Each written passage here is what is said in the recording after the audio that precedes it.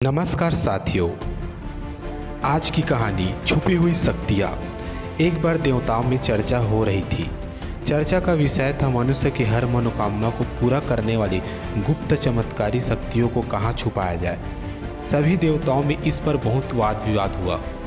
एक देवता ने अपना मत रखा और कहा कि इसे हम एक जंगल की गुफा में रख देते हैं। दूसरे देवता ने उसे टोकते हुए कहा कि नहीं नहीं, हम इसे पर्वत की चोटी पर छिपा देंगे।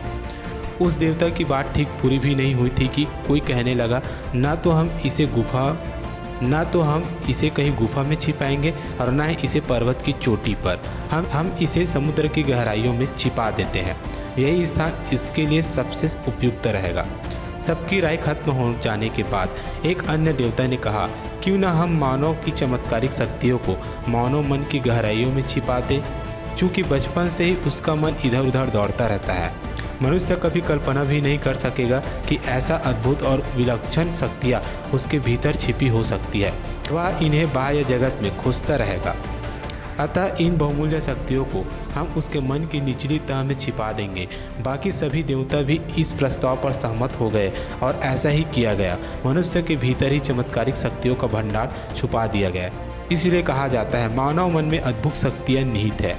दोस्तों, इस कहानी का सार यह है कि मानव मन असीम ऊर्जा का कोष है। इंसान जो भी चाहे वह हासिल कर सकता है। मनुष्य के लिए कुछ भी असाध्य नहीं है। लेकिन बड़े दुख की बात है, उसे स्वयं ही विश्वास नहीं होता कि उसके भीतर इतनी शक्तियाँ विद्यमान हैं। अपने अंदर की शक्तियों को पहचानिए। उन्हें पर्वत, गुफा या समुद्र में मत ढूंढिए, बल्कि अपने अंदर खोजिए और अपनी शक्तियों को निखारिए।